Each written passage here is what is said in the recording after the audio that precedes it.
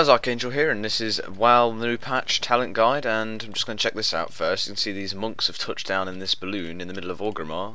This monk trainer man who just says he has nothing to teach me, but these 5 monks managed to fit and all of this, including a turtle, into this balloon, which is very skilled. But we're going to go over to the training dummies now and have a look at the Deathknight talents. It's level 60. I don't know whether here's level 80 ones. We'll just have to use these, I guess.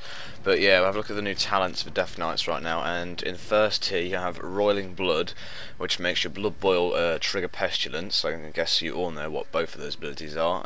Plague Leech, you can draw forth an infection from an enemy, consuming your blood plague and frost fever diseases on the target. So activated fully depleted rune as a death rune, which is pretty useless in my opinion. But the useful one here, Unholy Blight. It surrounds the Deathknight with a swarm of violent insects for 10 seconds, and it stings all enemies within 10 yards, which is a pretty decent range, and it infects them with both your diseases, so it's basically like a AoE outbreak. We'll just sit here. All you have to do is stand here, and it drops its diseases onto all the targets around. So you can see if we go over here, this guy gets infected, this guy gets infected, all the way over here, and yeah, infecting 4 targets easily in the time of 10 seconds, right? Yeah. Right there, and my Geist, which is my new ghoul, he can get Wormhead. And second tier of talents, you have Purgatory. This is basically a sort of cheat death thing. It grants you the ability to fight through damage that would kill mere mortals for 3 seconds, and if your healing, the healing done to you is greater than the damage done to you, you will survive after this 3 seconds, and you will go up to how much the healing was greater than the damage, I believe. And this is Anti-Magic Zone, we all know what this is. It does the same thing as it did before, but the main one, Lichborn, is the best ability you can have, and, well, at least in my opinion it is. It gives you freedom against Charm Sphere and Sleep, and you can use Death Coil to heal you, even as in the tooltip, and Death Coil will now heal you, because before it didn't. It was actually a thing that a few people knew at one point, but obviously people caught on to it fast, and it became into the Deathknight rotation of casting Death Coil on yourself to heal when you've got Lichborn up, and it does a lot of healing now, may I add. I'll get something up on that later maybe, the Lichborn healing. And for the third tier you have Asphyxiate, which is a very useful ability. It turns your Strangulate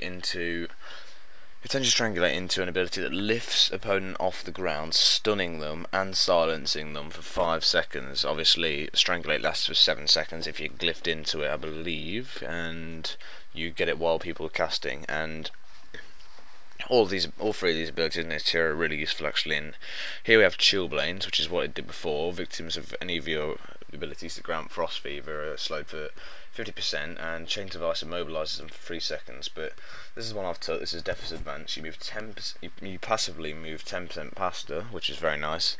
And movement impairing effects may not reduce you below 70% of your normal movement speed. And now it's been buffed as an activation. When activated, you gain 30% movement speed and may not be slowed below 100% of normal movement speed for 6 seconds. So it's basically hand freedom. It's only on a 30-second cooldown. Now this tier is all healing talents. Death Pact is indeed what I think is the best talent, because it's been buffed incredibly from what it was before. It's now 50% heal, no longer kills your ghoul, and doesn't require runic power, which is really nice.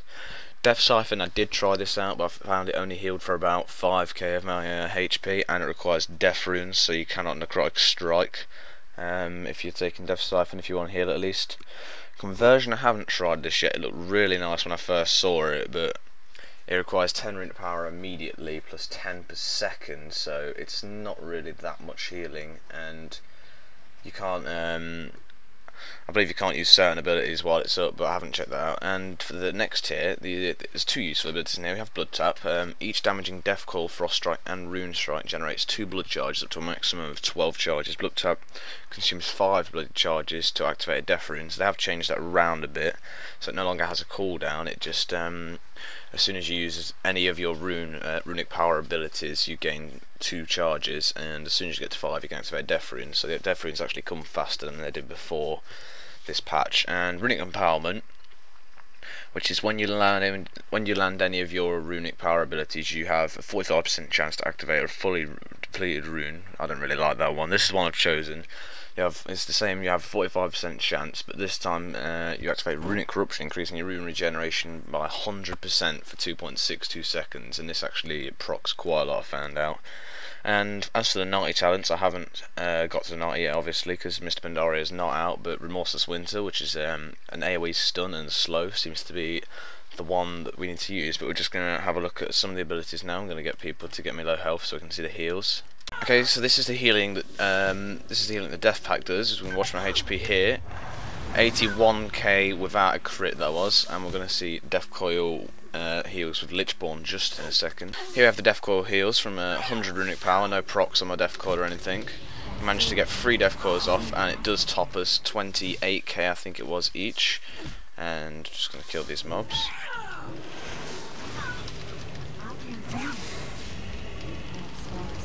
As you can see, the AoE on the Deathknight is pretty nice with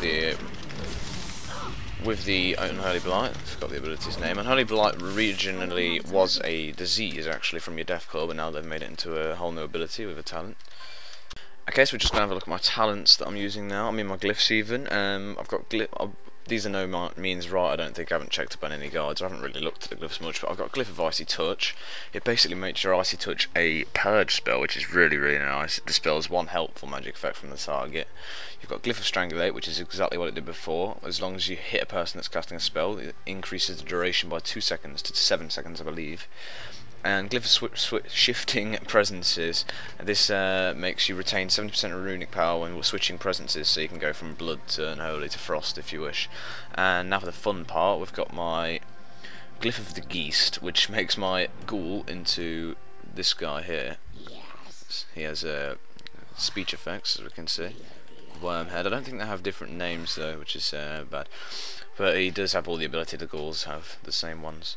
For the next glyph, you have Glyph of Foul Menagerie, and I don't know why I took that, but that one's useless. Glyph of Foul Menagerie. It causes your army of the dead to summon an assortment of undead minions. So have a look at them all now. Even though I don't have it keybound for some reason. Where is it? Army of the Dead. There we are. It was keybound to Shift to V actually. And as you can see, we've got this ghoul with spikes in his back. We've got this guy here, who sounds like a human. We've got the classic ghoul. Nothing like the classic ghoul. We've got the small guys, these. We've got this guy. But this guy's the coolest with his human voice. He's not very human anymore, but what can he do for me? And yeah, I'm not sure if you can get any more, but there's at least, yeah, there's 4 there. We've got this guy here, and the little amalgamations or whatever they're called. But this was it for my talent and glyph guide. I will put some dueling videos up, maybe some battleground videos up, and in Pandaria RBGs, raids and such up. So I hope you guys enjoyed this, and if you want to see more videos in Pandaria, like and subscribe. So I'll see you guys soon.